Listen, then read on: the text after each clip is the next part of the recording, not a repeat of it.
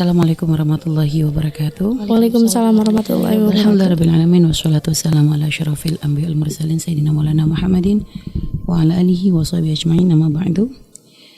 Baik para pendengar yang dimuliakan Allah Subhanahu wa taala, kita kemarin sempat ada pertanyaan tapi belum terjawab ya. Kepotong dengan telepon yang masuk, maka kita jawab sekarang ya. Tentang satu keadaan di mana ketika suami ketahuan selingkuh. Terus bagaimana cara yang benar istri untuk menanyakan hal itu pada suami? Ya. Sudah ketahuan tuh gimana sih? Bahasa ketahuan tuh apakah memang melihat langsung? Apakah kita punya bukti-bukti? Apakah melihat mungkin WhatsApp-nya atau jangan-jangan itu berita dari orang lain? Artinya kan bisa bahasa ketahuan tuh berarti kan ya ada info yang masuk. Yang info itu bisa memang kita lihat sendiri, bisa juga dari tanda-tanda yang ada, atau bisa juga dari info dari orang lain. Yang pertama gitu ya, kalau misalnya ada melihat sendiri, misalnya kok tiba-tiba melihat dia jalan keluar, lihat suaminya kok sama perempuan, jangan gampang juga berprasangka buruk gitu loh. Artinya bisa saja wanita yang bersama suami itu kan bisa mungkin rekan bisnis, bisa juga kadang ya mungkin sebenarnya tidak bersama tapi kayak bersama gitu. Biasanya kan mata kita itu kan nggak bisa tahu kisah yang sebenarnya. Mungkin kayak suami kayak misalnya ngerangkul orang misal, padahal sebenarnya mungkin tadi perempuan tuh mau jatuh, suami kita ternyata tanpa sadar nolong kita pas ngeliat pas ngerangkulnya, nolongnya enggak. Pas kelihatan kayak ngerangkulnya, padahal ceritanya dia jatuh duluan gitu lah. Nah artinya kalau memang kita merasa melihat suami seperti itu, ya kita ngeliat dengan mata, datengin aja kalau kita merasa ini. Nggak perlu harus kita nyimpen sembunyi, jadi mata-mata secara mendadak gitu ya, jadi detektif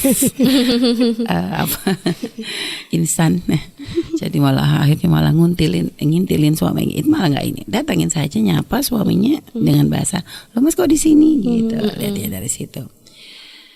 Nah terus nanti kan ya dari situ kan bisa melihat bisa melihat tentang ya sikap, gerak-gerik dan sebagainya. Ini kalau misalnya melihat langsung. Kalau misalnya melihat dari WhatsApp, pesan WhatsApp suami misalnya, ya yang pertama kita kalau melihat seperti itu jangan langsung emosi, jangan langsung buru-buru marah dan sebagainya. Tenangin hati dulu. Nanti kalau sudah kitanya kuat baru kita tanya baik-baik. Yang ketiga, kalau dengar info dari orang, nah kalau ini yang memang harus hati-hati, jangan gampang percaya berita dari orang. Jangan langsung menangkap semua. Telinga kita tuh jangan bolong-bolong banget. Info dari orang, ya, orang tuh ada yang suka dengan kita, ada yang nggak suka. Kalau emang ini kita nggak usah langsung gara-gara info dari orang lalu kita ngelabrak suami. Tanya baik-baik. Nah intinya memang tentu bukan hal mudah bagi seorang istri untuk menghadapi hal ini.